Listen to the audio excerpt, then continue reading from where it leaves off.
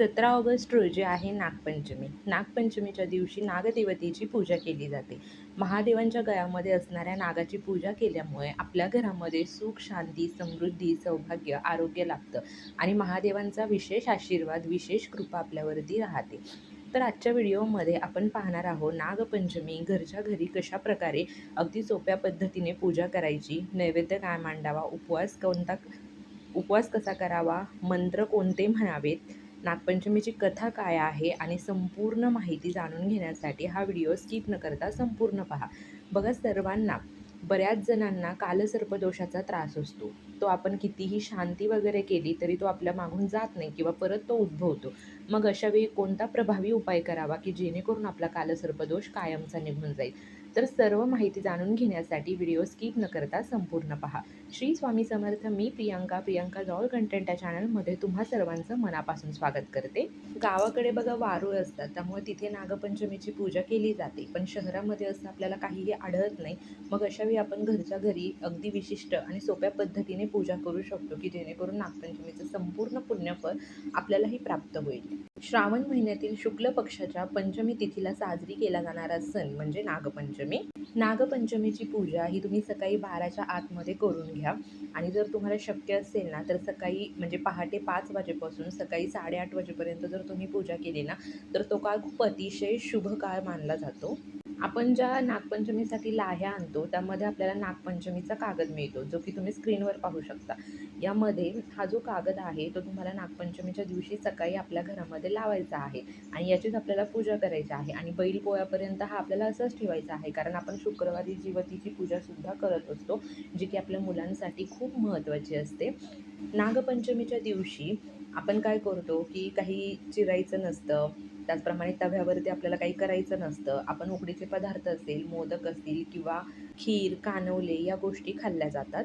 त्याचप्रमाणे या दिवशी काही दळण केलं जात नाही, काही कांडलं जात नाही. लाह्या आणि दुधाचा नागपंचमीच्या दिवशी नागदेवतेला नैवेद्य दाखवायचा आहे. आपण फक्त नागपंचमीच्या दिवशीच नागदेवतेची पूजा करतो. इतर दिवशी आपल्या घरामध्ये नागदेवतेची मूर्ती, फोटो पूजन केला जात नाही. सकाळी लवकर उठा, स्नान करा, स्वच्छ वस्त्र परिधान करा. आपल्या देवघरासमोर तुम्ही जागा स्वच्छ करून एक चौरंग ठेवा, त्यावरती तुम्ही एखादं लाल वस्त्र अंथरा. चौरंगाच्या कडेने छान रांगोळी काढून घ्या. सर्वात आधी दिवा लावा, म्हणजे अग्निदेवतेच्या साक्षीने पूजा करा. तो कागद तुम्हाला त्या ठिकाणी चिटकवून घ्यायचा आहे किंवा लावून तुम्ही घेऊ शकता. त्यानंतर तुम्हाला त्या चौरंगावरती रांगोळीने किंवा पिठाने तुम्ही काय करू शकता, तर नागदेवतेची तुम्हाला प्रतिमा त्या ठिकाणी रांगोळीने साकारायची आहे. पूजा करत असताना तुम्हाला पूर्ण वेळ अनंतादी नागेभ्यो नमा, अनंतादी नागेभ्यो नमा या मंत्राचं तुम्हाला जप करायचा आहे. हा जो कागद आपण चिटकवलेला आहे, तर प्रत्येक देवाला हळद कुंकू लावा. आपण जी रांगोळीने नागदेवतेची प्रतिमा केली आहे त्याला हळद कुंकू अर्पण करा, फुले अर्पण करा. आघाड्याच्या माळेला या दिवशी विशेष महत्त्व असतं.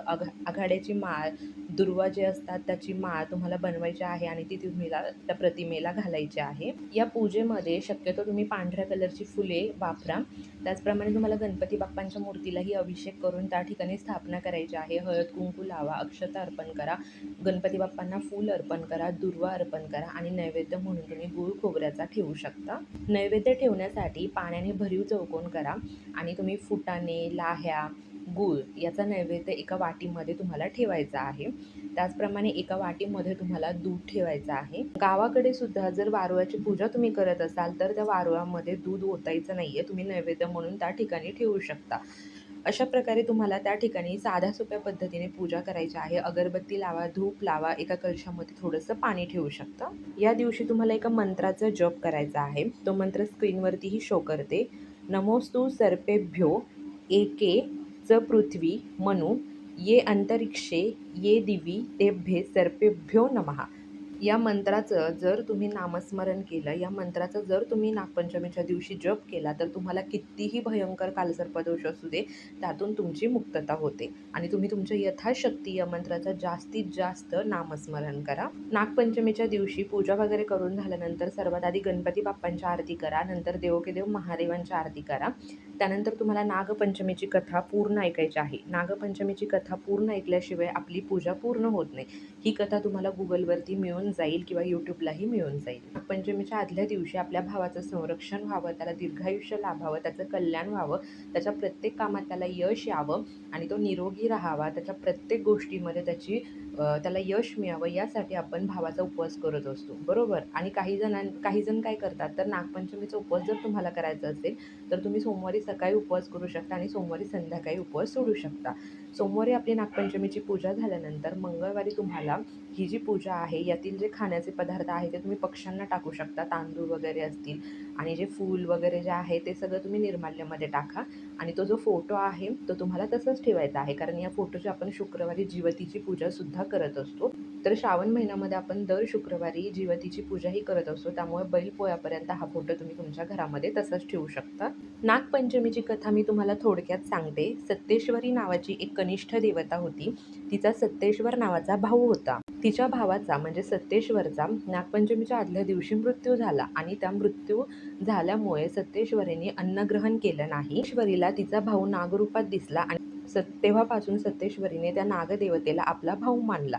त्यामुळे नागपंचमीच्या दिवशी नागदेवतांची ज्या बहिणी पूजा करतात, त्यामुळे नागपंचमीच्या दिवशी ज्या मुली नागदेवतेला आपला भाऊ मानून त्याची पूजा करेल, त्या प्रत्येक बहिणीच्या भावाचं रक्षण मी करेल असं नागदेवतेने वचन दिलेलं आहे. त्यामुळे प्रत्येक बहिणीने नागपंचमीच्या आदल्या दिवशी आपल्या भावासाठी नागदेवतेला भाऊ मानून उपवास करायचा आहे. तर अशा प्रकारे नागपंचमीची कथा आपण पाहिली, नागपंचमीची पूजा कशी करावी, नैवेद्य काय मांडावा, उपवास कसा करावा, नियम काय आहेत, त्याचप्रमाणे नागपंचमीच्या दिवशी काय करावं, काय करू नये, या सगळ्या गोष्टी आपण या व्हिडिओमध्ये पाहिलेल्या आहेत. त्यामुळे हा व्हिडिओ तुम्ही जास्तीत जास्त शेअर करा, म्हणजे सर्वांपर्यंत ही माहिती पोहोचेल. नागपंचमीच्या तुम्हाला इन ॲडव्हान्समध्ये हार्दिक शुभेच्छा. माहिती आवडली असेल तर व्हिडिओ लाईक करा. Shri Swami Samarth. Bless you all.